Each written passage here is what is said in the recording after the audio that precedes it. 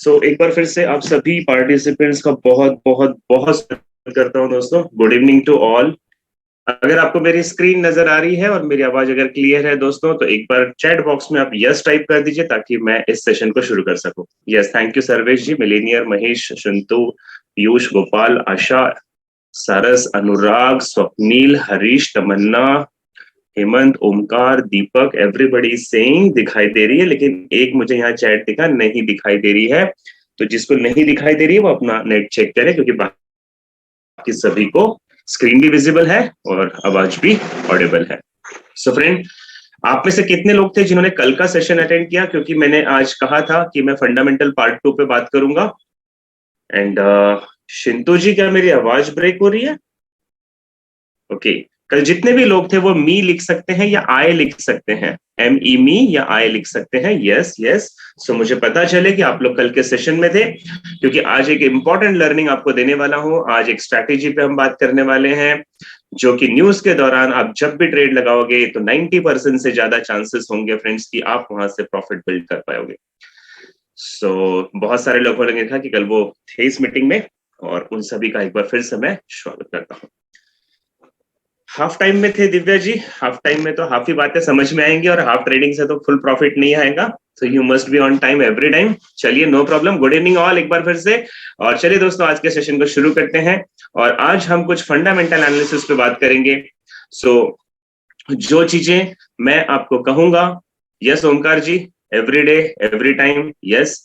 मैं एक चीज बोलना चाहूंगा कि आज डायरी पेन जरूर लेके बैठना, क्योंकि ये सेशन फंडामेंटल एनालिसिस का है, ये टेक्निकल नहीं है।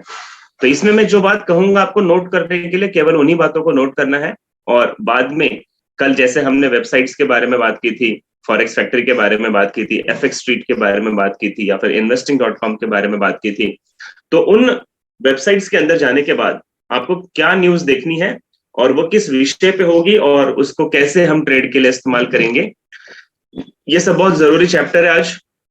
तो सबसे पहले हम आज फंडामेंटल एनालिसिस को समझते हैं, और आज मैं थोड़ा सा आपको प्रॉब्लम में भी डालूंगा, इन सेंस मतलब मैं आपको तंग करूंगा कि आप चैट बॉक्स में मुझे कुछ चीजों का रिप्लाई देंगे। तो फंडामेंटल एनालिसिस में दोस्तों सबसे ज्यादा जरूरी है इसमें बैंक्स के जो रोल होते हैं, वो क्या रोल होते हैं। तो अभी आपके स्क्रीन पे सेंट्रल बैंक्स लिखे हुए हैं, और इसमें मैंने आपको 8 मेजर सेंट्रल बैंक्स के बारे में नाम लिखा हुआ है। आपको फटाफट इसे नोट कर लेना है, स्क्रीनशॉट नहीं मारना है। स्क्रीनशॉट मारोगे तो गैलरी का पैसा आएगा, और आप नोट करोगे तो आपको पैसा आएगा इसमें। सेंट्रल बैंक, जैसे मैंने कल कहा था फ्रेंड्स, हर देश का एक मुख्य बैंक होता है। जैसे इंडिया में reserve bank of India India की प्राइम बैंक है, यानी कि सेंट्रल बैंक है। अमेरिका में वैसे ही फेडरल रिजर्व, कल मैंने आपको बताया था, हर देश के ऊपर एक अपनी प्रमुख बैंक होती है जिसे हम सेंट्रल बैंक कहते हैं। और ये चूंकि फॉरेक्स ट्रेडिंग में जो वर्ल्ड वाइड ट्रेड होती है फ्रेंड्स, वो जो मेन प्रीमियम करेंसीज है, जिसके बारे में हमने आपको सिखाया भी था बेसिक कोर्स में, कि जो हमारी मेजर करेंसीज होती हैं, तो उन करेंसीज जिस देश से बिलोंग करती है और उस देश की सेंट्रल बैंक होती है, वो सभी इस वक्त आपके स्क्रीन पे है। फॉर एग्जाम्पल, जैसे फेडरल रिजर्व, ये US की बैंक है, अमेरिका की बैंक है, जो यूनाइटेड स्टेट डॉलर्स के अंदर डील करती है। उसके बाद बैंक ऑफ जापान, जो जापान देश की बैंक है, जो जापान की मुद्रा है जापानीज येन, इसके ऊपर काम करती है। बैंक ऑफ इंग्लैंड, जो यूके की बैंक है, जो ग्रेट ब्रिटेन पाउंड्स पे डील करती है।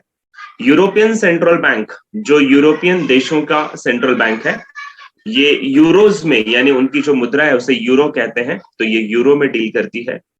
स्विस नेशनल बैंक, यानी कि जो स्विट्जरलैंड की बैंक है, ये स्विस फ्रैंक के ऊपर डील करती है।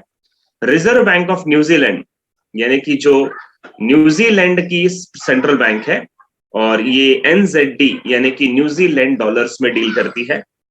रिजर्व बैंक ऑफ ऑस्ट्रेलिया, जो ऑस्ट्रेलिया की सेंट्रल बैंक है, और ये ऑस्ट्रेलियन डॉलर पे डील करती है।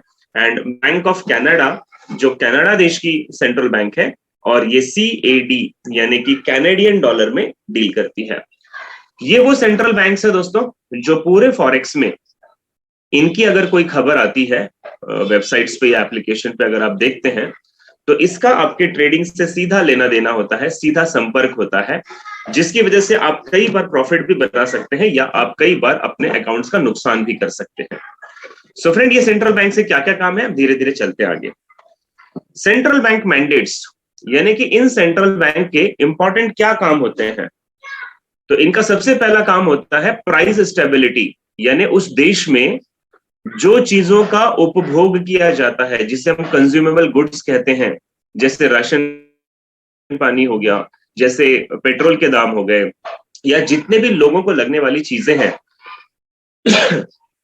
किसी भी चीज की कीमतों में बढ़ोतरी होना या उन्हें घटाना या उन्हें एक कंट्रोल में बैलेंस बना के रखना, ये सेंट्रल बैंक का काम होता है। इसीलिए प्राइस स्टेबिलिटी उसे कहा जाता है, जो सेंट्रल बैंक का मुख्य काम है।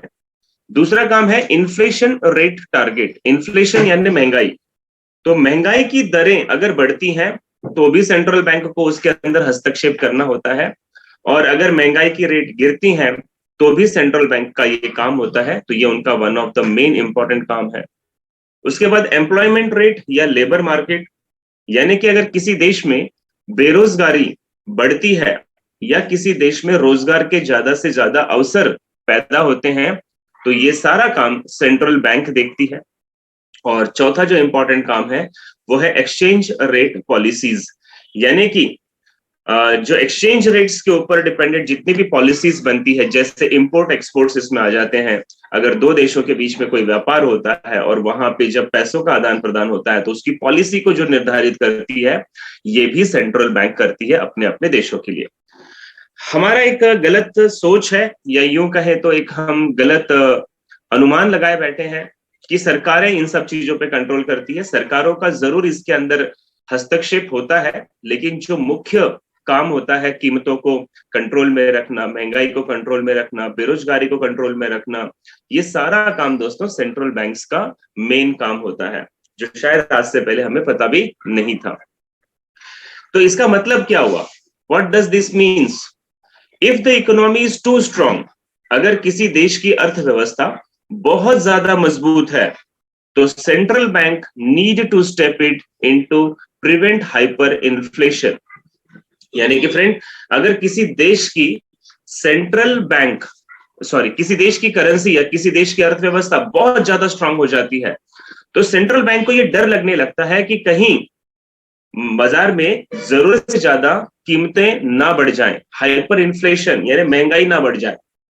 क्योंकि क्या होता है, अगर किसी देश की करेंसी बहुत स्ट्रांग चल रही है, यानी कि उस देश में खुशहाली है, उस देश में लोगों के पास रोजगार है, उस देश में व्यापार धंधे अच्छे चल रहे हैं, और जब ये सारी चीजें बहुत अच्छी चलती है, तो लोगों के पास बहुत सारा पैसा उनकी जेबों में होता है, जिसकी वजह से लोग खुलकर खर्च कर पाते हैं। और अगर सब लोग खुलकर खर्च करेंगे तो मार्केट जो है उसमें एक तरह का बाहर आ जाती है, एक तरह की मार्केट में फ्लो होता है पैसों का, जिसकी वजह से कीमतों के दाम बढ़ने की आशंकाएं आने लगती है, जिसे हाइपर इन्फ्लेशन कहते हैं, महंगाई बढ़ने का खतरा होने लगता है। तो ऐसे में दोस्तों, अगर किसी देश का पैसा, किसी देश की करेंसी बहुत मजबूत हो रही है, तो सेंट्रल बैंक को बीच में हस्तक्षेप करना पड़ता है कि लोग जरूरत से ज्यादा खर्च ना करें, वरना महंगाई बढ़ जाएगी। दूसरा पहलू है if the economy is too weak, अगर किसी देश की अर्थव्यवस्था बहुत ज्यादा कमजोर है, तो भी सेंट्रल बैंक को बीच में हस्तक्षेप करना पड़ता है, ताकि रिसेशन ना आ जाए। रिसेशन यानी आर्थिक मंदी।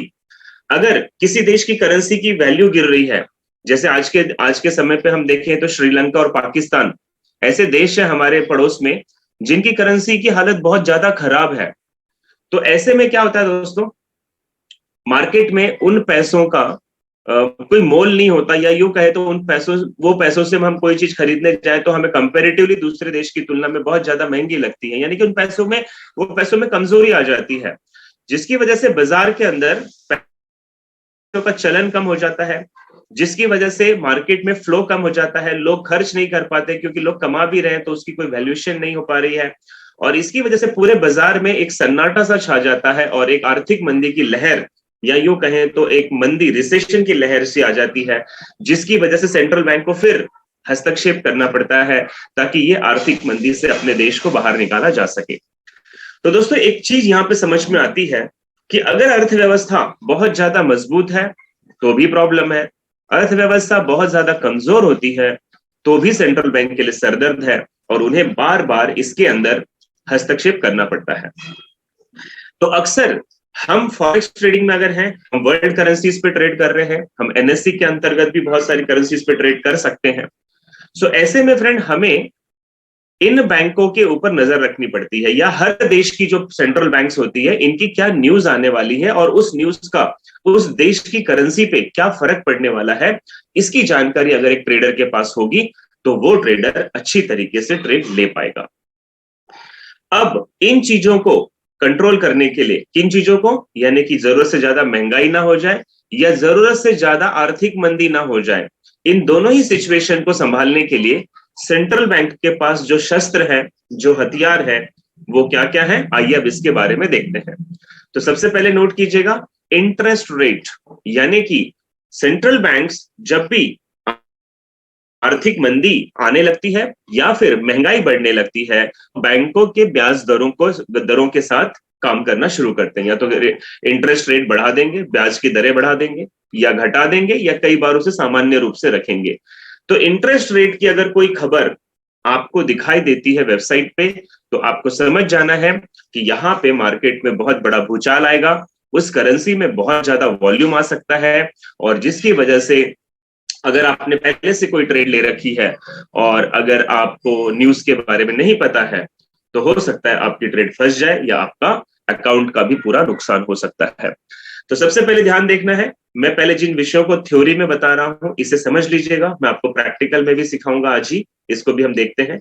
तो सेंट्रल बैंक के पास सबसे बड़ा जो शस्त्र है वो है इनका इंटरेस्ट रेट। इंटरेस्ट रेट का क्या है, raise it to control inflation. अगर महंगाई बढ़ने लगती है तो सरकार बैंकों के ब्याज दरों को बढ़ा देती है, यानी कि लोन लेने वाले के जो इंटरेस्ट रेट्स है वो बढ़ जाते हैं। अब आप सोचेंगे कि जब लोन के रेट बढ़ जाते हैं तो लोन लेने वालों की संख्या कम होने लग जाती है। लोन लेने वालों की संख्या जब कम होने लग जाती है तो मार्केट में पैसों का जो फ्लो चल रहा था, पैसे जो बहुत तेजी से खर्च किए जा रहे थे, उस पर थोड़ा सा ब्रेक लगने लग जाता है। एंड कर्ब ओवर स्पेंडिंग, और अब लोग क्या करते हैं, लोग डर के मारे ज्यादा खर्च नहीं करते हैं, और उनके पास जो पैसा होता है वो चाहते हैं कि उन पैसे को संभाला जाए, जिसकी वजह से ओवर स्पेंडिंग का जो खतरा है, ओवर स्पेंडिंग मतलब जरूरत से ज्यादा लोगों का जो खर्च करने का जो एक चल रहा था, एक मौसम बना हुआ था, वो वहां पे ब्रेक लगता है और लोग संभल कर पैसा खर्च करने लगते हैं। इसीलिए सरकार अगर महंगाई बढ़ रही है तो ऐसे में ब्याज दरों को बढ़ा के लोगों को ओवर स्पेंडिंग के लिए रोकती है, और lower it to encourage spending and bolster economy. और अगर आर्थिक मंदी आई हुई है, बाजार में पैसा रोटेट नहीं हो रहा है, व्यापारियों के व्यापार नहीं चल रहे हैं, तो व्यापार नहीं चलेंगे तो टैक्स कहां से भरेंगे और साथ में उनके खर्चे कैसे निकलेंगे। तो ऐसे में सेंट्रल बैंक बैंकों के ब्याज दरों को कम कर देती है, जिसकी वजह से लोगों के पास तक पैसा पहुंचता है, और जब लोगों की जेब में पैसा आता है तो लोग खर्च करना शुरू करते हैं, और जब वे खर्च करते हैं तो मार्केट के अंदर एक पैसों का फ्लो आने से इकोनॉमी जो है, अर्थव्यवस्था जो है वो थोड़ी सी मजबूत होने लग जाती है। तो ध्यान दीजिएगा, जब भी इंटरेस्ट रेट की कोई खबर आती है और उसमें यह बताया जाता है कि इंटरेस्ट रेट बढ़ने वाले हैं, तो इसका ये मतलब होता है कि वो करेंसी स्ट्रांग होने वाली है। और जब भी ये बताया जाता है कि इंटरेस्ट रेट घटने वाले हैं, तो इसका मतलब वो जो करेंसी है वो कमजोर होने वाली है, ये इसका सीधा सा संकेत है।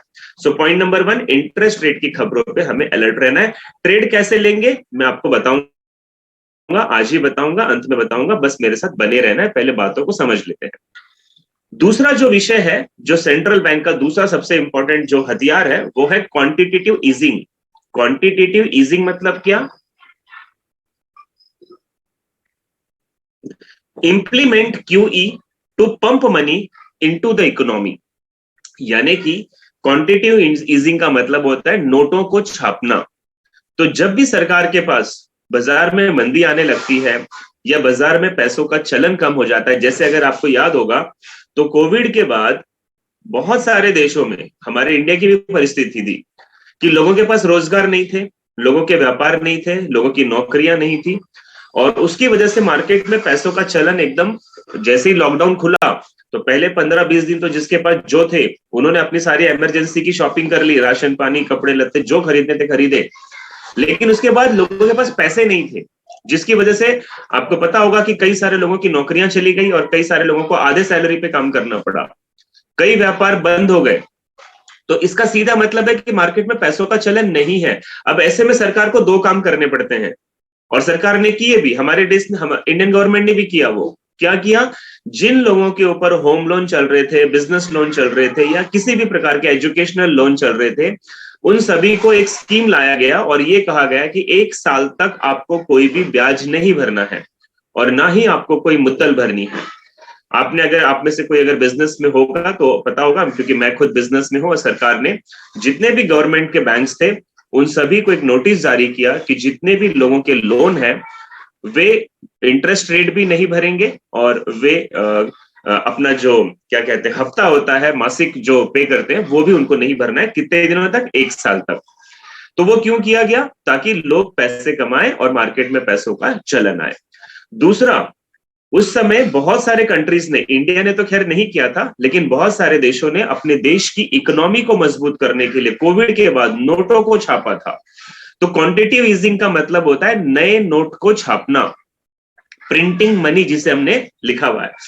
तो जब भी किसी देश की अर्थव्यवस्था कमजोर होने लगती है दोस्तों, तो ऐसे में सरकार नोट छापती है ताकि मार्केट में पैसों का चलन आए, और मार्केट में जब पैसों का चलन आएगा तो वो इकोनॉमी थोड़ी सी स्ट्रांग होने लग जाती है।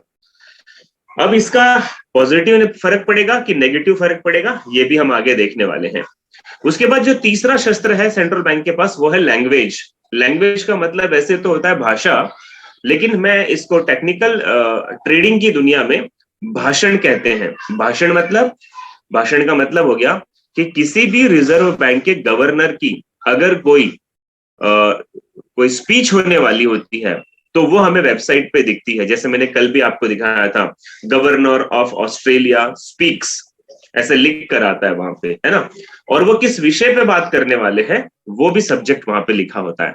तो ऐसे किसी मेन वीआईपी की अगर कोई स्पीच होने वाली होती है, भाषण होने वाला होता है, और उस भाषण में वो जो भी स्पीच दे रहा है, जिस विषय पे बात कर रहा है या जिस डाटा के ऊपर वो बात करता है, डॉविश और hawkish tones to affect the value of the currency, उसके आधार पर यह पता चलता है कि उस देश की करेंसी मजबूत होगी या उस देश की करेंसी वीक होगी, यानी कि कमजोर होगी।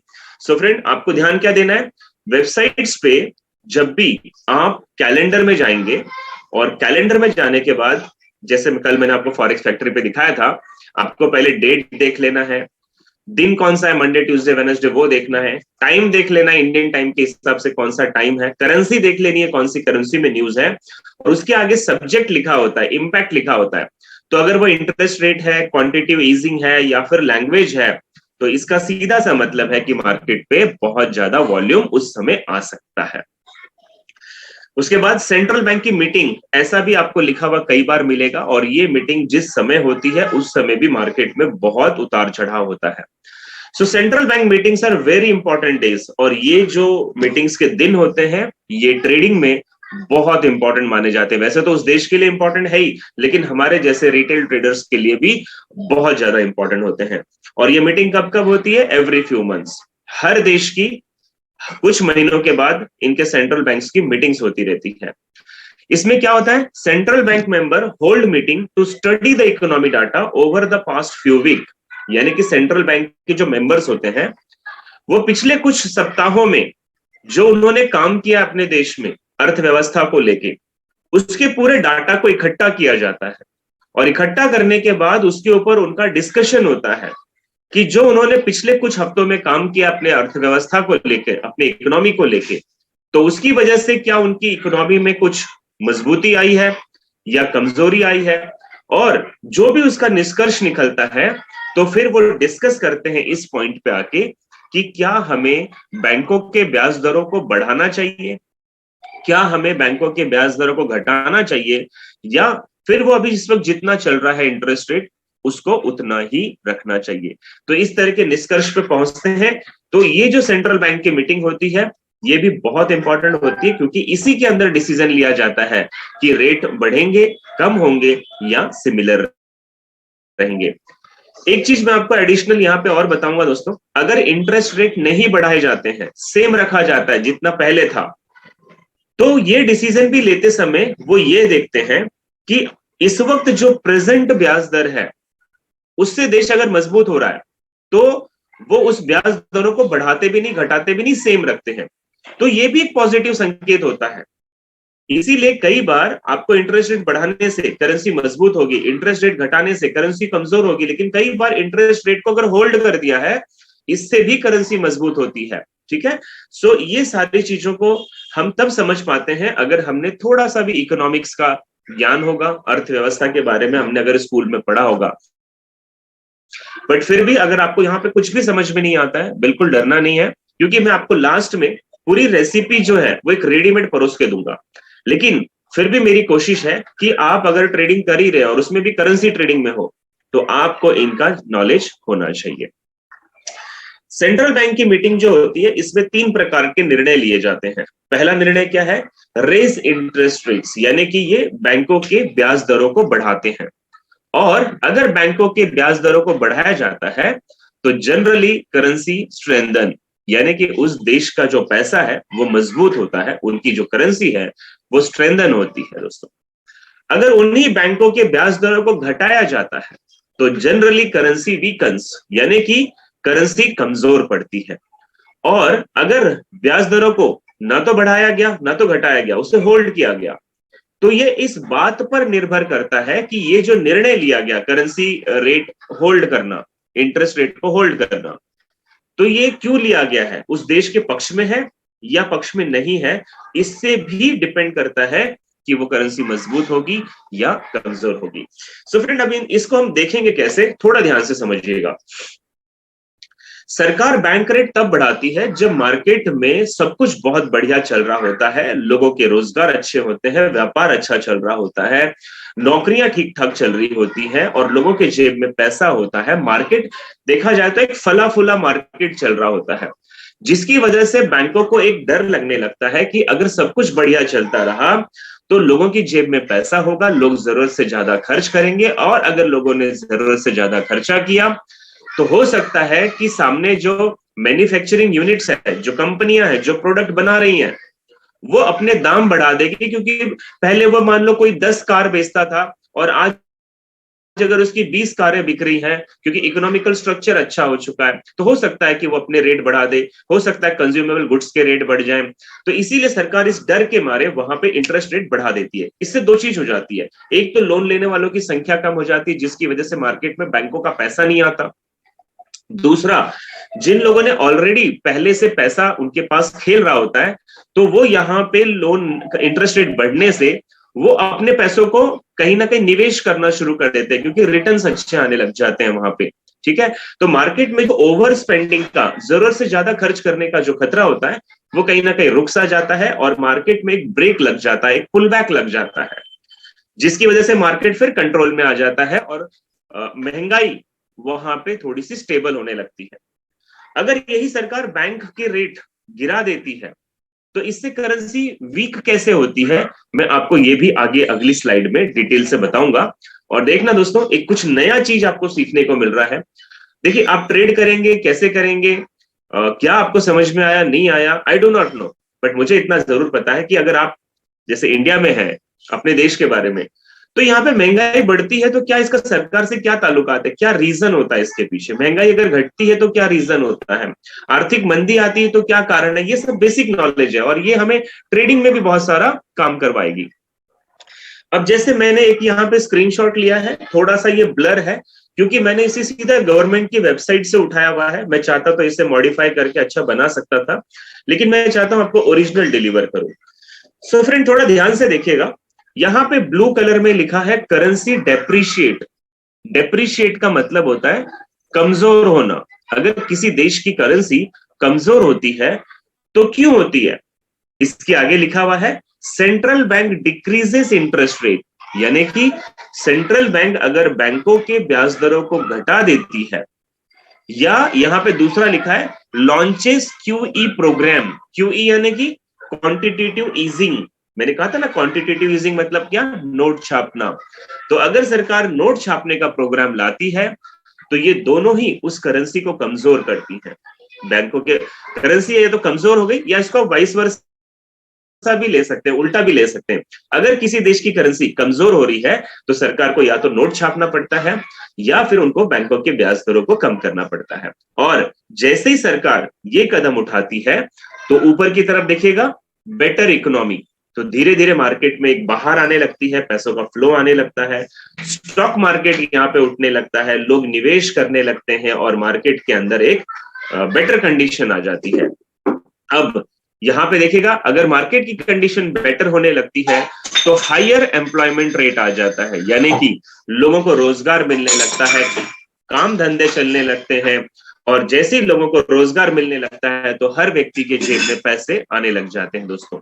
सो हर व्यक्ति अच्छा संपन्न हो जाता है, पैसे कमाने लगता है, नौकरियां चलती है, वहां पे सब कुछ बढ़िया चलता है, लोग एम्प्लॉइज को रख लेते हैं, एम्प्लॉइज बहुत ज्यादा आउटपुट देते हैं, प्रोडक्शन बढ़ जाता है, प्रोडक्शन बढ़ता है तो एक्सपोर्ट्स बढ़ जाता है या फिर कहे तो सप्लाई बढ़ने लगती है, तो ये सारी चीजें बढ़िया हो जाती है ना। अब इससे होता क्या है, इंक्रीज स्पेंडिंग। अब लोगों के पास पैसे आ गए, मार्केट अच्छा चलने लगा तो लोग अपने खर्चों को बढ़ा देते हैं, वो जरूरत से ज्यादा खर्च करने लग जाते हैं क्योंकि कंडीशन अच्छी हो चुकी है।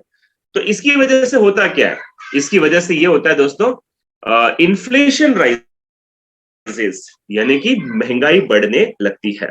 अब जब महंगाई बढ़ने लग जाती है, क्योंकि मार्केट में पता है सभी के पास पैसा है, हर आदमी खरीद रहा है ना, तो इससे fear of over spending and hyper inflation, over spending यानी कि लोग जरूरत से ज्यादा खर्च ना करें, ये डर सेंट्रल बैंक को लगने लगता है।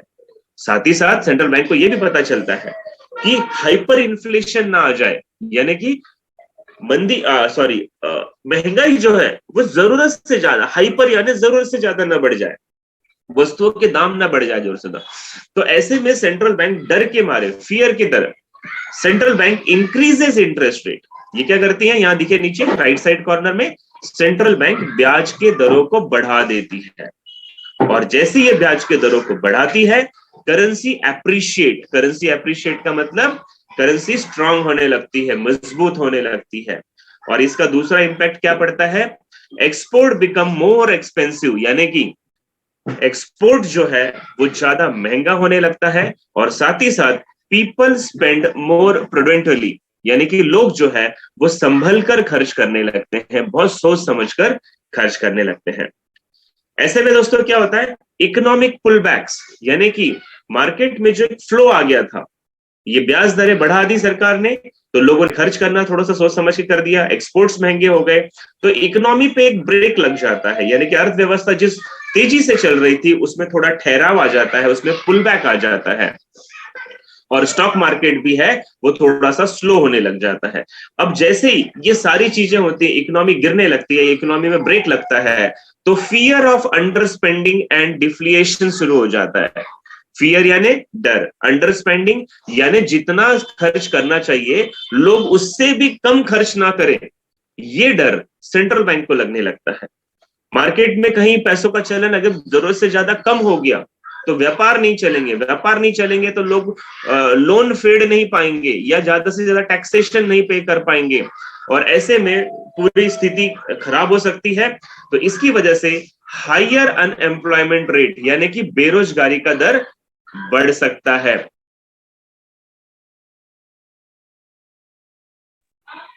So central bank decreases interest rate.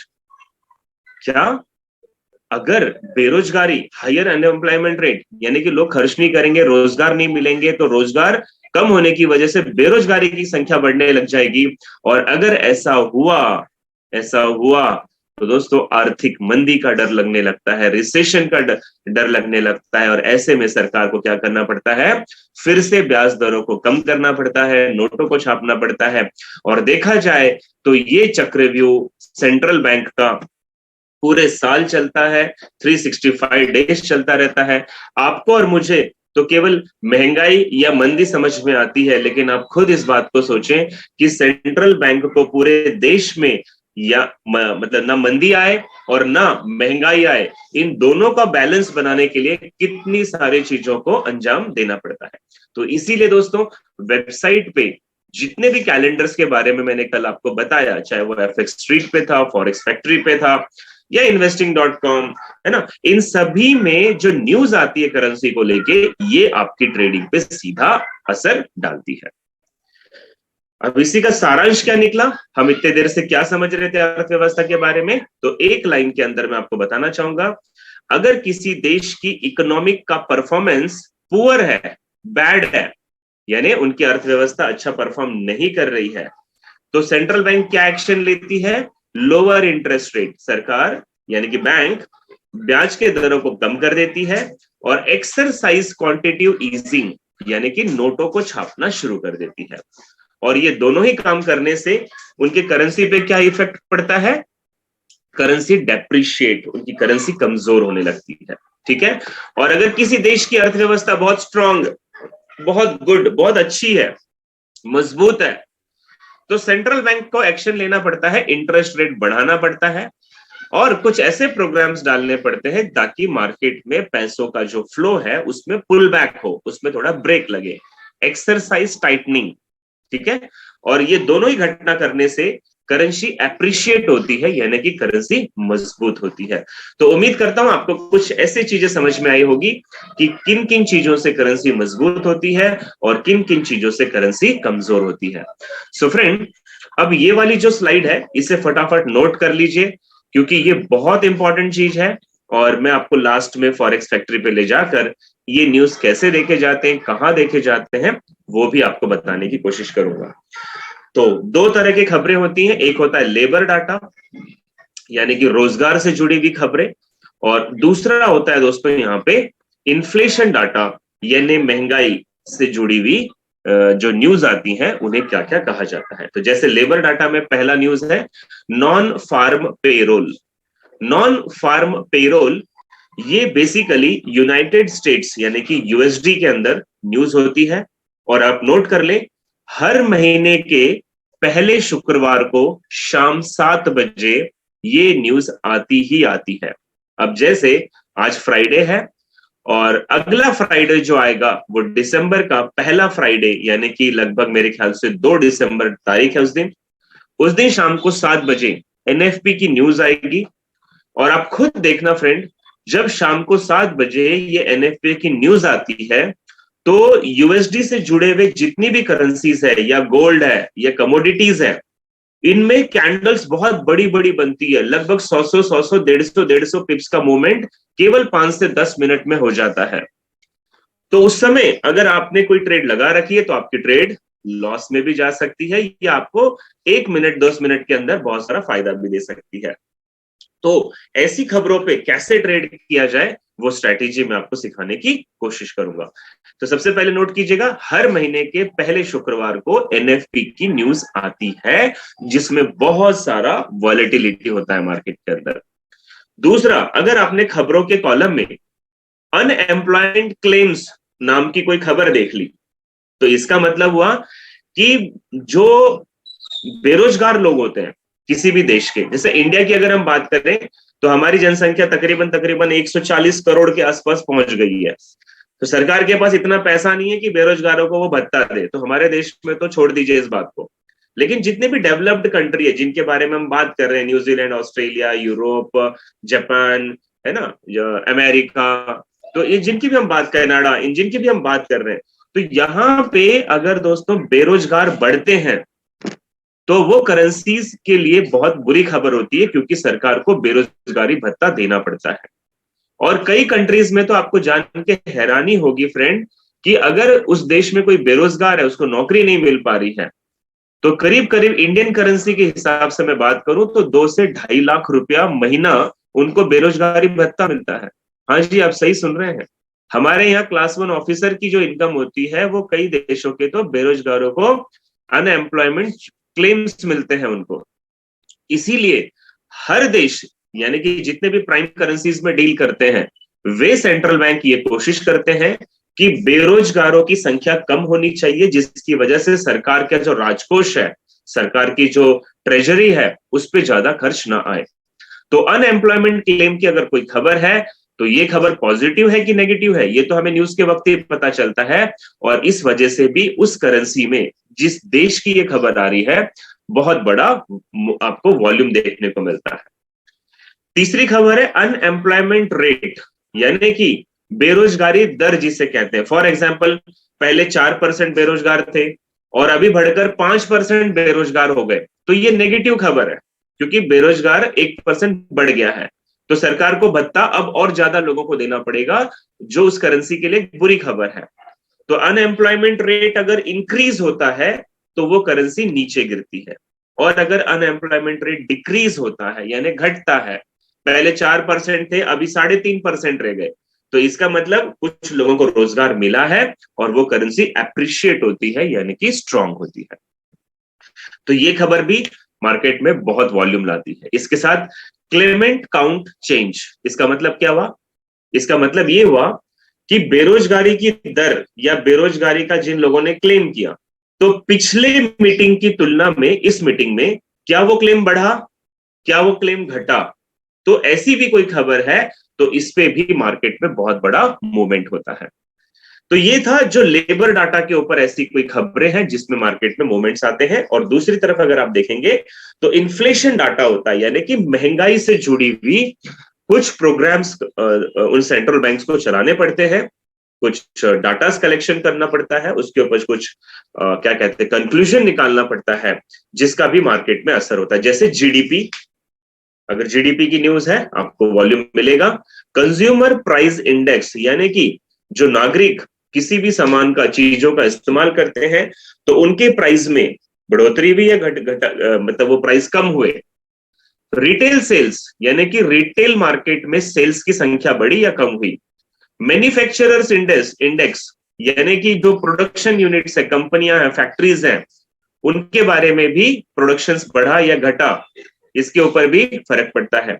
New home sales, यानी कि रियल एस्टेट में कितने नए लोगों ने घर खरीदा या कितने घर को बेचा गया, इसके ऊपर भी फर्क पड़ता है। और average income index, earning index, यानी कि प्रति व्यक्ति आय, एवरेज एक व्यक्ति की औसतन आय बढ़ी है या कम हुई है। तो ये सारी चीजें ऐसी खबरें हैं फ्रेंड्स जिसका मार्केट पे सीधा असर होता है और इसका आपके करेंसी ट्रेडिंग पे भी असर होता है। सॉरी, ये फॉरेक्स फैक्ट्री की वेबसाइट है जो मैंने कल आपको दिखाई थी कि यहाँ पे क्या क्या देखना है। अगर आप इसके कैलेंडर के कॉलम में कल गए होंगे, आपने देखा होगा, तो लेफ्ट साइड में आपको डेट्स दिखाई देती है, उसके बाद यहाँ पे टाइम दिखाई देता है, उसके बाद ये किस करेंसी में खबर है ये दिखाई देता है, उन खबरों का क्या इम्पैक्ट पड़ेगा ये भी हमें दिखाई देता है। जैसे कल मैंने आपको बताया था येलो एनवेलप है, यानी कि ये येलो कलर का एनवेलप है, तो मार्केट पे इसका कोई असर नहीं होगा क्योंकि ये इकोनॉमिकल न्यूज है, लेकिन बहुत साधारण खबर है, इसका मार्केट में असर नहीं होता है। उसी के ऊपर अगर आप ऑरेंज एनवेलप देख रहे हैं तो ऐसी कोई खबर है जिसका मार्केट में फर्क पड़ सकता है थोड़ा बहुत। और अगर यहाँ पे कोई रेड एनवेलप है तो यानी कि ये बड़े वॉल्यूम की न्यूज है, इसमें जरूर कोई बड़ा उतार चढ़ाव यानी कि बुलिश बेरिश मार्केट हो सकता है। वैसे ही दोस्तों, अगर आपको मैंने यहाँ पे राइट साइड में बताया था, यहाँ पे कुछ परसेंटेज लिखे हुए नजर आ रहे होंगे आपको, और ये परसेंटेज के आगे यहाँ पे देखिए ऊपर की तरफ अगर आप देखें मेरा कर्सर है, प्रीवियस प्रीवियस यानी पिछले मीटिंग में क्या प्रतिशत था। फोरकास्ट, फोरकास्ट का मतलब आज जो मीटिंग होने वाली है इसमें क्या अनुमान लगाया गया है, और मीटिंग होने के बाद ये जो एक्चुअल का कॉलम है यहां पर भी परसेंटेज लिखा हुआ आपको दिखेगा। तो हुआ क्या, तो इससे पता चलता है वो करेंसी अप्रिशिएट हुई यानी कि मजबूत हुई या डिप्रिशिएट हुई यानी कि कमजोर हुई। तो कुछ इस तरीके से फ्रेंड्स हम पूरे फंडामेंटल एनालिसिस के बारे में बात करते हैं। अब सवाल ये आता है कि हम इतने पढ़े लिखे तो है नहीं, या फिर हमें इतना नॉलेज तो है नहीं, तो फ्रेंड हमको कैसे पता चलेगा कि उन खबरों पे हमें ट्रेड कैसे लेनी चाहिए। तो अब बिल्कुल मेरे साथ आप बने रहिएगा। मैं आपके सामने अपना व्हाइट बोर्ड ओपन करता हूं, मैं अपने सामने व्हाइट बोर्ड ओपन करता हूं, और व्हाइट बोर्ड पे मैं आपको एक तरीका सिखाऊंगा कि जब भी कोई खबर आप देखते हैं, न्यूज देखते हैं, तो उसमें आपको ट्रेड कैसे लेनी चाहिए। सो मुझे 1 मिनट दीजिएगा, मैं अपना व्हाइट बोर्ड आपके साथ शेयर कर रहा हूं, ठीक है। सो बड़े ध्यान से आपको अपना डायरी पेन ले लेना है, और जिस तरीके से मैं आपको अभी एक ट्रेड सिखाऊंगा वो ट्रेड आपको कब लगानी है, न्यूज के समय कोई भी टाइम फ्रेम नहीं देखना है मेरे दोस्त। न्यूज के समय नितिन जी आपको सिर्फ इतना देखना है कि वो न्यूज किस करेंसी में आने वाली है, और वो न्यूज उस करेंसी के लिए बुलिश भी हो सकती है, बियरिश भी हो सकती है। तो ऐसे में मैं अभी आपको जो स्ट्रैटेजी सिखा रहा हूं, वो स्ट्रैटेजी से आप ट्रेड करेंगे, और अगर आपने उस स्ट्रैटेजी के हिसाब से ट्रेड किया तो 90% फ्रेंड आप प्रॉफिट कमाएंगे। तो नितिन जी यहाँ पे हम कोई एनालिसिस नहीं करते हैं। फंडामेंटल का मतलब होता है वो न्यूज आने के बाद ही मार्केट में पता चलेगा कि वो बुलिश हुआ कि बेरिश हुआ है। सो 1 मिनट दीजिएगा, मैं आपके साथ अपना व्हाइट बोर्ड शेयर कर चुका हूं, and I want to show you how to take the trade. So मेरे साथ ध्यान से सुनिएगा।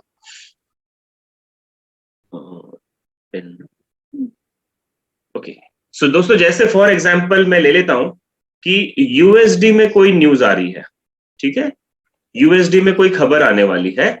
सबसे पहले ना आपको क्या करना चाहिए, डेली investing.com या फॉरेक्स फैक्ट्री खोल के आपने कैलेंडर देख लेना चाहिए कि आज कौन से करेंसी में बड़ी न्यूज है और कितने बजे न्यूज है। उस समय का आपको ध्यान होना चाहिए, हमेशा ये आपका पहला काम है ट्रेड लेने से पहले। अब एग्जाम्पल लिख लीजिए कि अगर इसमें लिखा है 1900 आवर्स में यूएसडी में कोई न्यूज आ रही है, तो इसका सीधा मतलब हुआ 1900 मतलब शाम के 7 बजे, 7 PM इसका मतलब हो गया। ठीक है, तो शाम को अगर 7 बजे न्यूज है ये आपको पता चल गया, और यूएसडी में न्यूज है ये भी आपको पता चल गया। तो अब ये ध्यान देना है कि आपको ट्रेड कैसे लेनी है। अब यूएसडी से जुड़े हुए जितने भी पेयर हैं, जैसे euro USD, USD JPY, GBP USD, USD CAD, है ना, तो जितनी भी करेंसीज में यूएसडी आती हैं, या फिर अगर आप गोल्ड पे ट्रेड करते हैं तो एक्स यूएसडी, तो जितनी भी करेंसीज या कमोडिटीज यूनाइटेड स्टेट डॉलर के साथ कनेक्टेड है, आप उन सभी पे ट्रेड ले सकते हैं। आप चाहे तो एक ट्रेड लें, या अगर आपको जमता है तो आप 10 ट्रेड ले सकते हैं। कैसे, वो मैं आपको अभी दिखा रहा हूं। तो सबसे पहला रूल है इसका, कुछ रूल नंबर 1 क्या है कि ये जो मैं आपको स्ट्रैटेजी अभी सिखाने जा रहा हूं, ये आपको न्यूज आने से 5 मिनट पहले, 5 मिनट आपको अबाव, या फिर यूं कहें तो 5 मिनट पहले आपको ये ट्रेड लेनी होगी। ठीक है, तो 5 मिनट्स पहले। अब भी मान लीजिए न्यूज है 19 बजे, यानी कि आपको ये ट्रेड लेनी पड़ेगी 18:55 में, या फिर इसको दूसरी भाषा में कहूं तो शाम को 6:55 पे, 55 मिनट्स पे आपको ये ट्रेड उठानी होगी। Rule number 1। रूल नंबर 2, जिस करेंसी में ट्रेड है, सॉरी न्यूज है, उसी करेंसी में आपको ट्रेड करनी है, उसके अलावा दूसरे में नहीं करनी है। तो अब ये ट्रेड कैसे की जाती है, इन नियमों को आपने समझ लिया। अब मैं आपको एक ट्रेड लगा के यहां पे दिखाता हूं बोर्ड पे, ताकि आप इसमें अपने आप ट्रेड कर सकें। उदाहरण ले लेते हैं कि न्यूज आने वाली यूएसडी में, और मैं यूरो यूएसडी के पेयर पे ट्रेड करना चाहता हूं। ठीक है, एग्जाम्पल है, यूरो यूएसडी के ट्रेड पे मैं ट्रेड करना चाहता हूं, और अभी जो मार्केट चल रहा है वो है 1.02834। ये उस वक्त की बात कर रहा हूं न्यूज आने से 5 मिनट पहले। जस्ट अ मिनट, 1 मिनट दीजिएगा। यस, तो ये यूरो यूएसडी की न्यूज है। न्यूज आने के समय मान लो ये उसका करंट प्राइस है। तो सबसे पहले आपको क्या करना चाहिए, पहली आप जो ट्रेड लेंगे वो ट्रेड लेनी है आपको बाय स्टॉप की। आप लोगों को मैंने बेसिक कोर्स में सिखाया था बाय स्टॉप मतलब क्या, यानी कि जब भी आपको कोई ट्रेड लेनी होती है आप MT5 को खोलते हैं, तो जब आप न्यू ऑर्डर के कॉलम में जाते हैं तो आपका बाय या सेल वाला कॉलम खुल जाता है। तो वहां पे ऊपर एक मार्केट एग्जीक्यूशन लिखा होता है। वो मार्केट एग्जीक्यूशन को अगर उसके सामने आप देखेंगे तो छोटा सा एक एरो होता है कोने में, आप उस एरो को क्लिक करेंगे तो वहां पे 5-6 ऑप्शंस खुल जाएंगे। सर स्क्रीन छोटी करिए ना, दिख नहीं रहा है आगे से। अर्जुन जी, मेरी स्क्रीन छोटी करने से क्या मतलब होगा? जस्ट अ मिनट, कुछ तो कोई गड़बड़ कर रहा है इसमें। ओके, आई होप सो सब कुछ सही चल रहा है।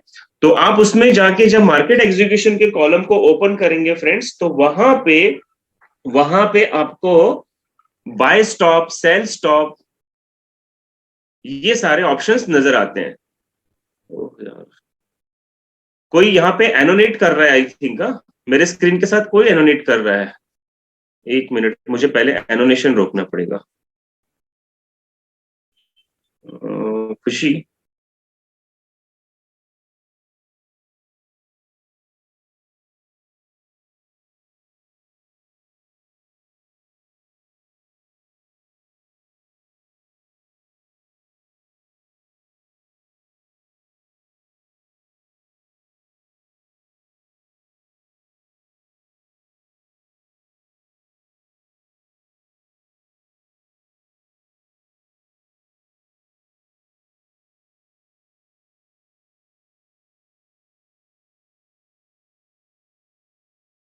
फ्रेंड 1 मिनट होल्ड कीजिएगा, मैं थोड़ा सा ये कोई ना एनोनेट कर रहा है, डिस्टर्ब कर रहा है, मैं थोड़ा सा उसको लॉक करता हूँ पहले और वापस से आपके साथ आता हूँ फ्रेश होकर एकदम से करते हैं वापस से।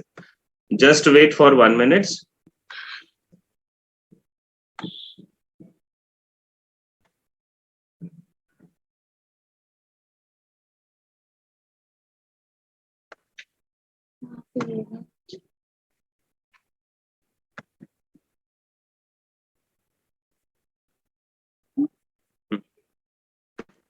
बिठा दूंगा पहले सब।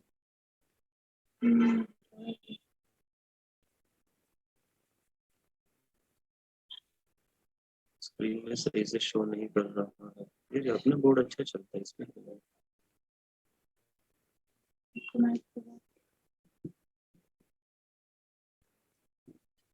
चलिए 1 मिनट दीजिएगा दोस्तों, वापस से लेता हूँ इस पूरे सिस्टम को। रूल्स आपको मैंने बता दिए, और प्लीज यार किसी को भी मैं बोलूंगा एनोनेट ना करें, डिस्टर्ब ना करें, थोड़ा समझने दीजिए।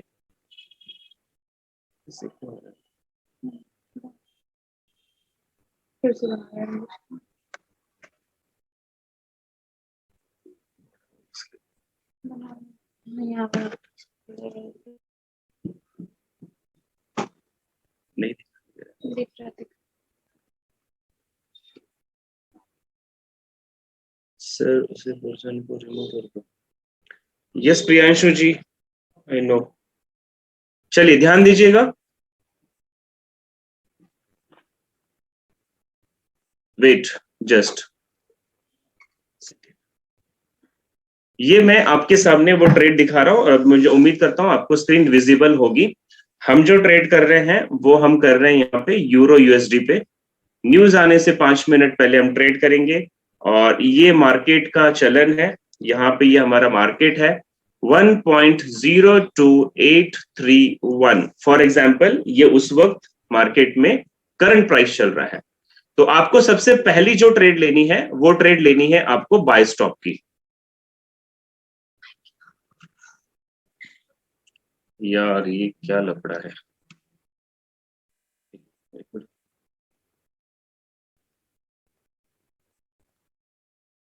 ऑप्शन ही नहीं है ना रिमूव का उसको।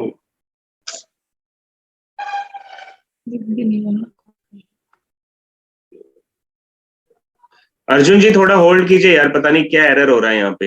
वेट कीजिए, वेट कीजिए, मैं देख रहा हूँ, मैं देख रहा हूँ, थोड़ा सा पेशेंस रखिए यार। ये पता नहीं कैसी सेटिंग्स है, ये सब हिल जा रहा है यहाँ से। कोई और कर रहा है कुछ से कोई कैसे कर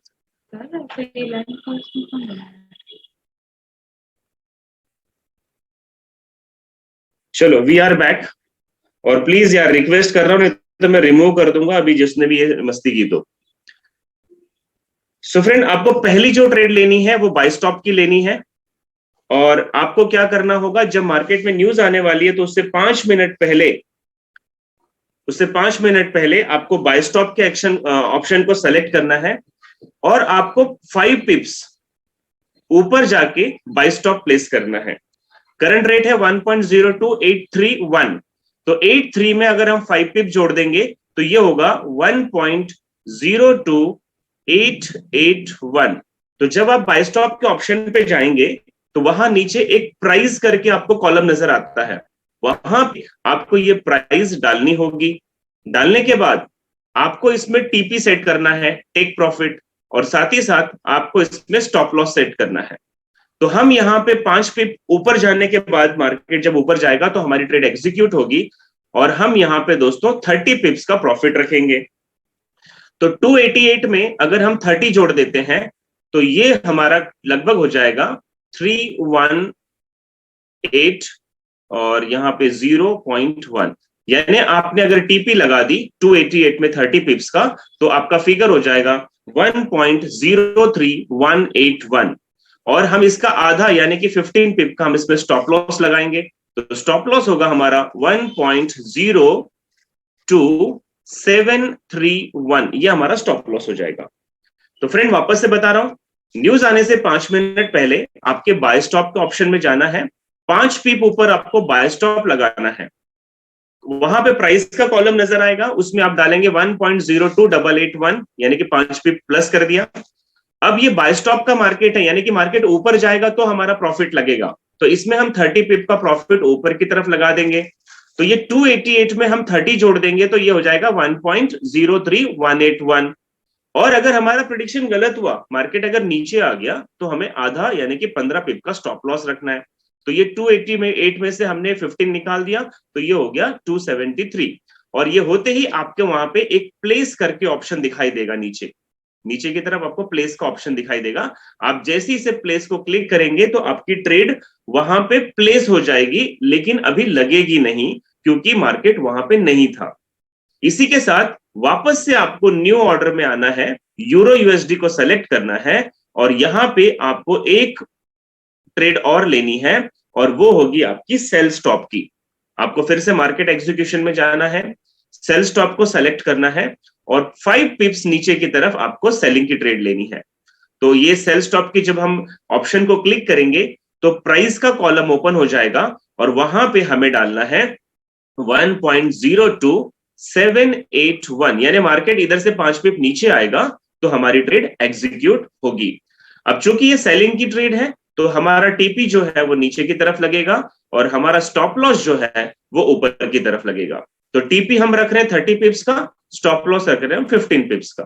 तो ध्यान से देखिएगा, 278 में से 30 गया तो हमारा हो जाएगा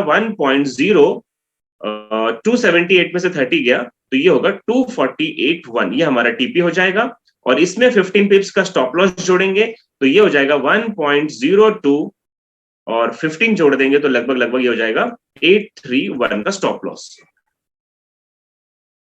सो फ्रेंड ध्यान दीजिएगा, और आपको प्लेस का ऑप्शन दिखाई देगा। आप जैसे ही इसको प्लेस करोगे तो आपका 2 ट्रेड लग जाएगा, एक बाय स्टॉप और एक सेल स्टॉप। अब ध्यान से सुनिएगा होगा क्या।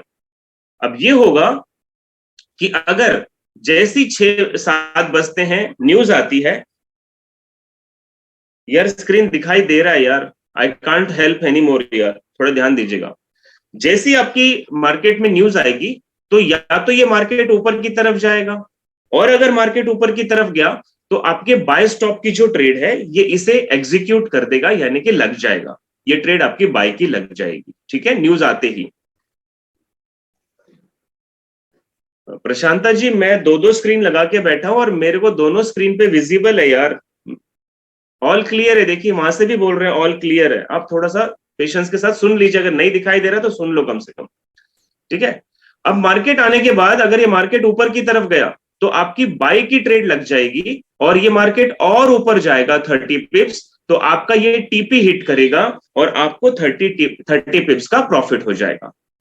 ये कब होगा? अगर मार्केट बुलिश हुआ तो। लेकिन न्यूज आने के बाद अगर मार्केट बियरिश हुआ, नीचे की तरफ गया, तो आपकी सेल स्टॉप की ट्रेड लग जाएगी और ये सेल स्टॉप की ट्रेड एग्जीक्यूट होगी, और मार्केट और नीचे गया तो 30 पिप्स नीचे जाने के बाद आपका सेलिंग का जो ट्रेड है, जो टीपी आपने लगाया हुआ है 30 पिप्स का, ये हिट हो जाएगा। तो इसमें आपको दोस्तों ध्यान ये रखना है कि मार्केट अगर ऊपर जाके आपके बाय स्टॉप को हिट करता है और आपके टीपी को हिट कर देता है, तो आपको सेलिंग की जो ट्रेड है उसे डिलीट कर देनी है, यानी कि आपकी एक ट्रेड लग गई, प्रॉफिट हो गया, दूसरी को डिलीट कर देना है उसी समय। मॉडिफाई के ऑप्शन में जाएंगे और डिलीट कर देंगे। या अगर मार्केट नीचे की तरफ चला गया और इसने आपकी सेल की ट्रेड ले ली और आपको सेलिंग साइड का प्रॉफिट मिल गया, तो उसी समय आपको बाय स्टॉप वाली जो ट्रेड है उसको डिलीट करना है। सो फ्रेंड, आप जितनी बार भी ट्रेड करोगे 80% चांसेस है कि आप इस तरीके से बड़ा प्रॉफिट बुक कर सकते हो। तो ये 80% चांसेस है। दूसरा चांसेस क्या होता है इसमें, वो भी मैं आपको बताता हूं। दूसरा चांसेस ये है कि फॉर एग्जांपल मार्केट ऊपर गया, बाय की तरफ गया, और ऊपर जाने के बाद इसने आपके बाय स्टॉप को हिट कर दिया, लेकिन ये पूरी तरीके से टीपी तक नहीं गया और यहां से मार्केट रिवर्स हो गया, क्योंकि न्यूज आने के बाद कुछ भी होता है, कैंडल्स आपने देखी होगी ऊपर नीचे करती है। तो इसने ये बाय स्टॉप को तो हिट कर दिया, लेकिन यहां से ये नीचे की तरफ आने लग गया, और नीचे आएगा तो आपका बाय साइड में जो 15 पिप का स्टॉप लॉस है, ये स्टॉप लॉस को हिट करेगा और यहां पे आपको 15 पिप का नुकसान हो जाएगा। अब चूंकि मार्केट नीचे आ रहा है तो ये और भी नीचे आएगा और आपकी ये वाली जो सेल स्टॉप की ट्रेड थी ये इसे भी उठा लेगा और ये और नीचे जाएगा और आपकी जो सेलिंग की टीपी है 30 पिप्स की, ये हिट हो जाएगी। तो ऐसे में क्या होगा, आपको 30 पिप का प्रॉफिट होगा, लेकिन साथ में 15 पिप का बाय वाला नुकसान भी होगा। तो ऐसे में अगर देखा जाए तो भी हमें यहाँ पे 15 पिप का यानी कि 15 पिप का प्रॉफिट होगा। और ऐसा कितनी बार होता है दोस्तों? ऐसा 15% चांसेस है कि ऐसा भी न्यूज आने के बाद होता है। पहली चीज क्या है, आपकी या तो बाय की ट्रेड लगेगी या सेल की ट्रेड लगेगी, और आपको 80% मतलब 10 में से 8 ट्रेड आपको प्रॉफिट दे देगी न्यूज वाली। लेकिन कई बार ऐसा होगा कि मार्केट फॉर एग्जांपल बाय में गया लेकिन टीपी तक नहीं गया और बाद में सेलिंग में चला गया, तो वो सेलिंग से आपको 30 पिप का प्रॉफिट देगा और बाय का स्टॉप लॉस हिट करेगा, तो प्लस माइनस करने के बाद भी आप प्रॉफिट में रहोगे 13 पिप्स के। और तीसरी चीज क्या होती है इसमें, ये भी बताता हूं। फॉर एग्जाम्पल, न्यूज आते ही मार्केट ऊपर गया और इसने आपकी बाय की ट्रेड ले ली, लेकिन पूरी तरीके से ऊपर नहीं गया और बाय का स्टॉप लॉस हिट कर दिया। उसके बाद जब ये नीचे आया तो इसने सेल स्टॉप की ट्रेड भी उठा ली आपकी, लेकिन ये नीचे टीपी तक नहीं गया और ये वापस यहां से ऊपर जाके इसने आपका सेलिंग का भी स्टॉप लॉस उठा लिया। तो आपको 15 और 15 30 पिप का यहाँ पे टोटल लॉस भी हो सकता है। और ऐसा केवल 5% चांसेस है, यानी कि आप 20 ट्रेड लगाओगे न्यूज में तो किसी एक हाथ ट्रेड में ऐसी सिचुएशन बनती है। अगर हम दोस्तों इन सब का कैलकुलेशन करके देख लें तो भी 95% आप न्यूज में अगर जिस तरीके से मैंने आपको अभी स्ट्रैटेजी सिखाई, ऐसी स्ट्रैटेजी पे अगर आप ट्रेड करोगे तो 95% चांसेस है कि आप यहां पे प्रॉफिट बुक कर पाओगे। उम्मीद करता हूं दोस्तों आपको ये स्ट्रैटेजी समझ में आई होगी। मैं लाइव सेशंस में भी ये स्ट्रैटेजी सिखाता हूं और लाइव मार्केट में भी इसकी ट्रेड लगाकर हमने प्रॉफिट बनाई है। विडंबना की बात है कि आज ऐसा कोई न्यूज है नहीं तो मैं आपको लाइव सेशन में भी ले जाके दिखा सकता था। अब एक आपको यहाँ पे एक्स्ट्रा लर्निंग और दे रहा हूं। अगर आपका कैलकुलेशन फास्ट है टीपीएसएल का, तो आप चाहो तो एक ट्रेड ले लो यूएसडी से जुड़ी हुई, या आप चाहो तो 5 ट्रेड भी ले सकते हैं। ठीक है, ऐसे आप कितनी भी ट्रेड लगा सकते हैं, बस शर्त यह है कि न्यूज आने से 5-6 मिनट पहले आपको अपना कैलकुलेशन और ट्रेड लगाना शुरू कर देना है, क्योंकि जैसे ही न्यूज का टाइम होता है ये मार्केट वॉल्यूम वाला आ जाता है और ऐसे में अगर आप लेट हो गए ट्रेड लगाने में तो आपकी ट्रेड गलत लग जाएगी। तो एक बार वर्बली रिपीट कर रहा हूं, फिर से सुनिएगा। रूल ये है कि जितने बजे न्यूज आती है उससे 5 मिनट पहले आपको ट्रेड लेनी है। किस चीज की ट्रेड लेनी है? आपको ट्रेड लेनी है करंट जो प्राइस होता है उससे 5 पिप ऊपर आपको बाय स्टॉप लगाना है और 5 पिप नीचे आपको सेल स्टॉप लगाना है। बाय स्टॉप में आप 30 पिप्स का प्रॉफिट रखेंगे और 15 पिप का स्टॉप लॉस रखेंगे, और वैसी सेलिंग साइड में आप 30 पिप का प्रॉफिट रखेंगे और 15 पिप का स्टॉप लॉस रखेंगे। सिंपल है। और इसके बाद आप ऑर्डर प्लेस करेंगे और ऑर्डर प्लेस करने के बाद आपकी ट्रेड एग्जीक्यूट होगी न्यूज आने के बाद। तो उम्मीद करता हूं दोस्तों आपको ये वाला स्ट्रैटेजी समझ में आया होगा। और अगर आपका फिर भी कोई सवाल है तो आप मुझसे हैंड रेस करके पूछ सकते हैं, मैं आपको अनम्यूट करके बोलने का मौका देता हूं। और मैं यहाँ पे जैसे देख पा रहा हूं, आई थिंक यहाँ पे एक हैंड रेस है। Sir ji, just minute, hold on.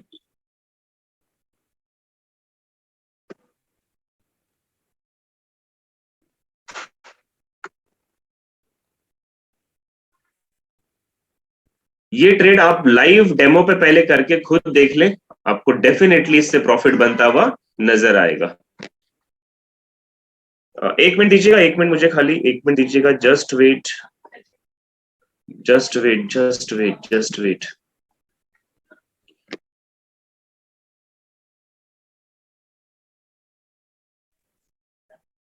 बढ़िया नहीं है।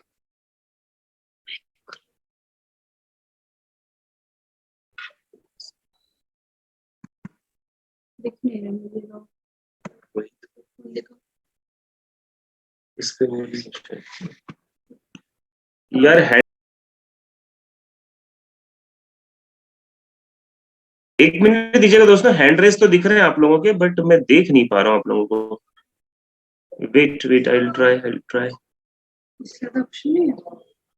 इसमें नहीं है।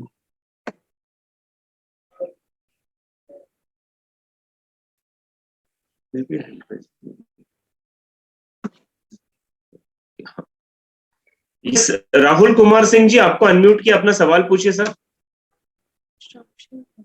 सर मैं पूछ रहा था कि जैसे यूरो यूएसडी का, जैसे आपने बोला कि जब न्यूज आते हैं तो एक न्यूज के अलावा एक ट्रेड के अलावा 5 ट्रेड भी ले सकते हैं, क्या बिल्कुल। हम इसमें या लॉट साइज नहीं बढ़ा सकते उसमें? 5 ट्रेड के नहीं अलावा एक ही ट्रेड ले, लॉट साइज बढ़ा दे? नहीं सर, ये गलती नहीं करना, क्योंकि क्या होता है, जैसे यूरो यूएसडी है, यूएसडी जेपीवाई है, यूएसडी कैड है, तो इसमें क्या होता है, यूएसडी कॉमन है, लेकिन बाकी जो देशों की करेंसी है वो अलग अलग है, तो सबका रिएक्शन जो होगा वो अलग अलग होगा। ठीक है, तो इसमें आप मैक्सिमम ट्रेड ज्यादा करो, लॉट बड़ी नहीं करना, ये गलती नहीं करना, होगा तो नुकसान बहुत बड़ा हो जाएगा, अकाउंट उड़ जाएगा। अगर सेम लेकिन करेंसी नहीं करें तो? हाँ जी, सेम करेंसी में अगर हम कर रहे हैं तो चीज नहीं ना सर, जैसे यूरो, मैंने बताया ना यूएसडी की न्यूज है, तो यूएसडी से जुड़ी भी आप 5 मिनट में 3 ट्रेड, 4 ट्रेड, 5 ट्रेड ले सकते हैं अलग अलग, लेकिन अलग अलग लीजिएगा, ये स्ट्रैटेजी है, इस पे हमने बैक टेस्ट किया है। अगर आप एक ही ट्रेड लगाओगे, बड़ी लॉट से लगाओगे, आपकी ट्रेड अगर मान लो दोनों साइड से ऐसे लीड कर गई, तो आप फंस जाओगे। Okay sir, thank you. है ना, तो ये रूल है सर, रूल मत तोड़ना, नहीं तो नुकसान होगा सर आपको। Okay sir, thank you. जी, शुभे शुभे क्या नाम है, शोहेब, शोहेब जी आपको अनम्यूट किया है। Yes sir. सर मैंने ये कह रहा था, इंस्टेंट एग्जीक्यूटिव में जाके वहां पे सेल लिमिट होता है और बाय लिमिट होता है, और सेल स्टॉप होता है और बाय स्टॉप होता है, तो इनमें फर्क क्या है सर? देखिए, बाय स्टॉप का मतलब क्या होता है कि मार्केट अभी जिस जगह पे है उससे ऊपर जाने के बाद मुझे बाय करना है। ओके, ठीक है, और सेल स्टॉप होता है कि मार्केट जहां है उससे नीचे जाने के बाद मुझे सेल करना है। ठीक है, ओके। अब दूसरा इंपॉर्टेंट है बाय लिमिट। क्या बाय लिमिट का मतलब है, मार्केट अभी जहां है इससे और 10 पिप मान लो ऊपर गया, वहां से मुझे सेल करना है उसको। ओके, और बाय लिमिट का मतलब हुआ कि मार्केट 10 पिप मान लो नीचे गया और वहां से मुझे बाय करना है। ठीक ठीक सर। ठीक, ओके। Okay sir. प्रशांत विश्वास जी आपको अनम्यूट किया है सर। प्रशांत जी अपना सवाल पूछ सकते हैं, आपका माइक खोल दिया है। हाँ सर, मैं बोल रहा था कि जो आपने बोला था शायद वो कंप्यूटर का सेटिंग होगा, लेकिन एंड्रॉइड पे भी एक ही सेटिंग है क्या? एंड्रॉइड पे क्या? एंड्रॉइड फोन पे एक ही सेटिंग होगा? क्या होगा सर, नहीं समझ पा रहा हूं मैं। मतलब हम जो आपने बोला मार्केट एग्जीक्यूशन में जाना है। मोबाइल से भी ट्रेड होती है ना सर आपकी? हाँ, हाँ तो मोबाइल, आपने जो बोला वो मोबाइल का ही है या? मोबाइल का ही है, मोबाइल का ही है सर वो। हाँ, MT5 खोल के जैसे हम ऑर्डर लेते हैं ना सर बाय सेल की, हाँ सर। उसी समय ऊपर आप देखोगे ना उस पेज पे, तो मार्केट एग्जीक्यूशन करके एक कॉलम दिखाई देगा, उसके सामने एक छोटा सा एरो होगा, उसको जब आप क्लिक करेंगे तो ये सारे ऑप्शन खुल जाते हैं वहां पे। ठीक है, thank you sir. Vinod Chaudhary ji आपको अनम्यूट किया, अपना सवाल पूछिए sir. Okay sir, thank you sir. आज का जो सेशन रियल में सर प्रॉफिटेबल है सर। और मेरा यहाँ जाना एक चीज क्लियर करना है कि जो टाइमिंग होता है, जैसे 5 मिनट पहले जो उस समय करंट रेट होगा, 5 मिनट पहले उस रेट पे हम 5 पिप ऊपर और 5 पिप नीचे का ट्रेड लेंगे। बिल्कुल मैंने सर। ये करेंगे, और ये करने के बाद जो ऑर्डर प्लेस उसी समय कर देंगे कि 7 बजे करेंगे? नहीं नहीं, ऑर्डर सब प्लेस व्लेस करके छोड़ देना है आपको, 7 बजे तो खाली तमाशा देखना है अपने को बैठ के। अच्छा अच्छा, मैंने 5 मिनट पहले हमको लगाकर छोड़ देना है। बस बस ट्रेड मतलब 1 मिनट पहले तक आपकी ट्रेड लगेगी, उसके बाद अगर आप प्लेस करने जाओगे तब तक तो मार्केट निकल चुका होगा वहां से। अच्छा हाँ, गेम तो बहुत शॉर्ट होता है, सही सर। शॉर्ट, और ये 15 मिनट में ना, ये जितना भी मैंने आपको सिखाया ना सर, ये 15 मिनट में आपको ट्रेड प्रॉफिट लॉस दे देगी, और वहां पे आपको काट देना है सब कुछ। हाँ, आपने तो सर गोवा में प्रैक्टिस कराया था वहां पे आपने। हाँ, लाइव ट्रेड लगा के हमने गोवा में प्रॉफिट भी निकाला था सर, आपने देखा? हाँ, प्रॉफिट निकाले थे अपने, थे सर। यस यस, ठीक है सर, ठीक है। ओके। गुलशन जी आपको अनम्यूट किया सर। जी सर, मेरी वॉइस आ रही है? हाँ सर, क्लियर है, बोलिए ना, सवाल पूछिए सर। सर मेरा क्वेश्चन ये था कि जैसे कि मार्केट में ना कुछ मोस्टली जैसे कि न्यूज होती है, जैसे एनएफपी हुआ एंड सीपीआई हुआ, है ना? तो इन न्यूज का भी महत्व होता है, या फिर मतलब कि जैसे कि आपने बताया था कि मुझे थोड़ा बहुत नॉलेज है, फॉरेक्स फैक्ट्री में होता है, जैसे न्यूज वगैरह मैं रीड कर लेता हूँ ना, जी। तो बहुत सारी न्यूज आती हैं, तो मैं एक्चुअल में बाइनरी ट्रेडिंग में यूज करता हूँ, तो ज्यादा इफेक्ट नहीं करता है ना?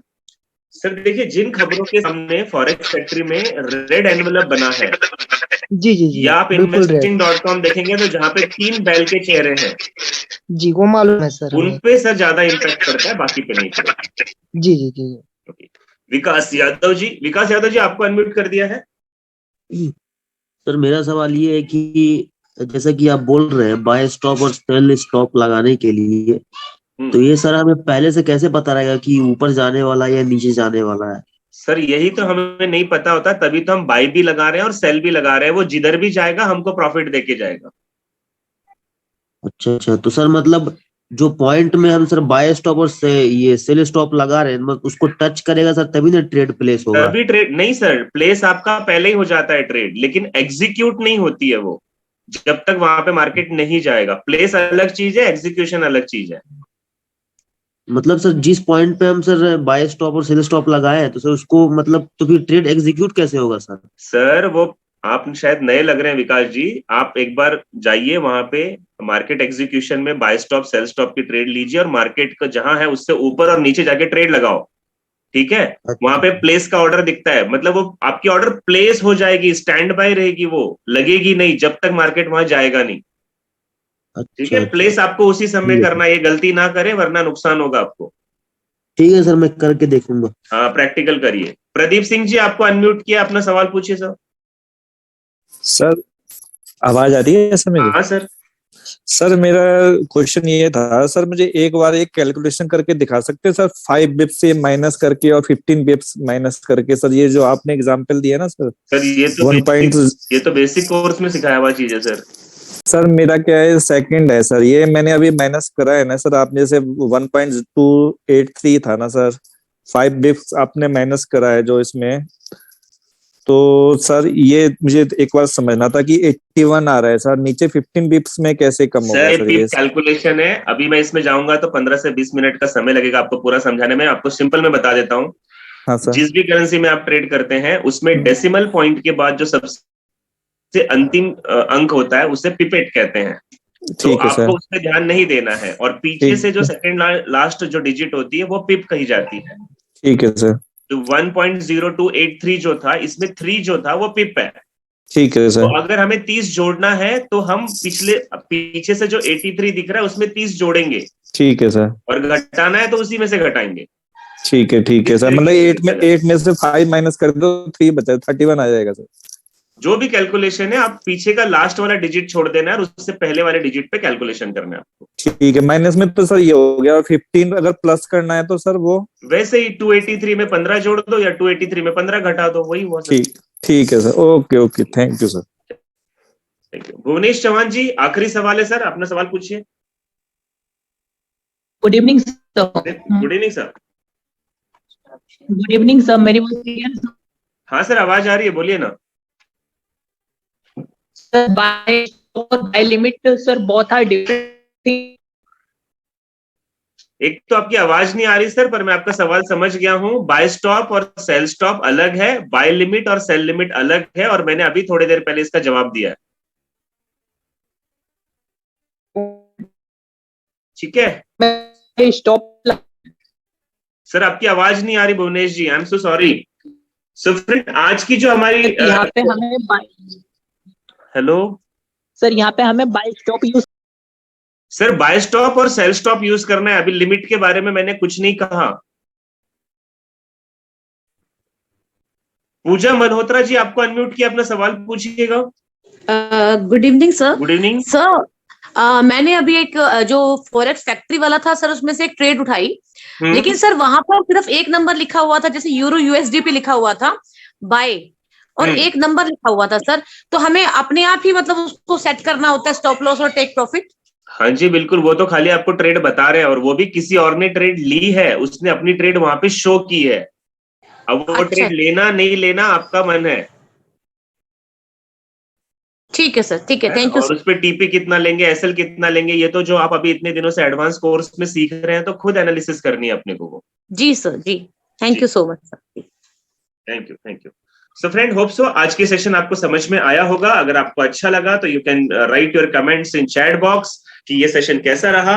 और ऑलमोस्ट दोस्तों हम अपना आज 10वां दिन यहाँ पे खत्म कर रहे हैं।